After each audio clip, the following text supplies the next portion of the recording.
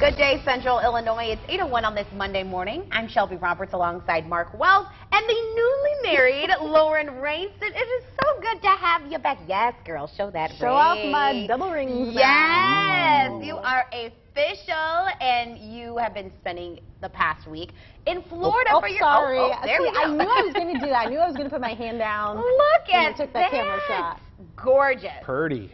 So gorgeous. So you were able to spend the week in Florida for your honeymoon? Yes, took advantage of Peoria International Airport's nonstop destination flights. You know, I love them. They're so easy. We spent most of our time in North Reddington Beach. So I'll show you some pictures. We got a lot of beach days in. Beach days. And in addition, this is, by the way, is a little bit south of the Tampa Bay Clearwater area. We also spent time on Honeymoon Island, which is just west of the Dunedin Causeway, or just west of Clearwater. Oh, it's gorgeous, but it was pretty stifling, hot, humid. The birds there, so photogenic. They got to be used to, you know, people taking pictures of them all the time. And the highlight of the honeymoon, swimming, or I should say, floating with the manatees. You had to be really careful. You couldn't kick in the water, because you didn't want to scare them away. Yeah. I was impressed at how clear the water in the bay was. By the way, this is Kings Bay in Crystal River, Florida, or about 90 miles north of the Tampa Bay area. That's how clear the water is. And that's the grass at the bottom of the bay. That's where the manatees, what they feed off of. So they come to this fresh water to eat and, you know, just kind of hang out. So this Look at after you guys. we did our floating with the manatees with our wetsuits on, and I also brought back some video. You know, I had to purchase the video that our tour guide took for us while we were in the water with the manatees. I mean, it was just an incredible experience. I'll never forget it. That's all of us on the tour boat as we're heading out there. The bay's about 600 acres.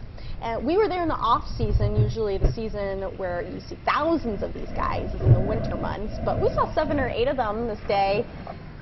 Enormous but docile creatures. I mean, I was kind of nervous. Yeah, I mean, you just can't like make any sudden movements. It'll startle them. Do they move fast? Yeah, that's the thing. When they get going, they can swim up to 25 miles an hour. I was like, whoa, I had no idea. That's all of us floating there with our pool noodles, because, you know, you just kind of had to float there and be a little still. You could touch them with one hand. That was fine. You just had to be careful not to so cute. Yeah, I know. Oh my goodness. They're little smush faces, I think. I know. They can only hold their breaths underwater for 3 to 5 minutes or so at a time. So they got to come up for air. Pretty shallow area you guys were in. Yeah. Oh, yeah. I mean, parts of that bay, it was pretty shallow. You could stand up in it. Other parts were deeper. But, yeah, I mean, no alligators or anything. Good. Just those manatees. Leave the Florida alligators alone. Oh, yeah. But that was the best place. You were just talking about the seafood.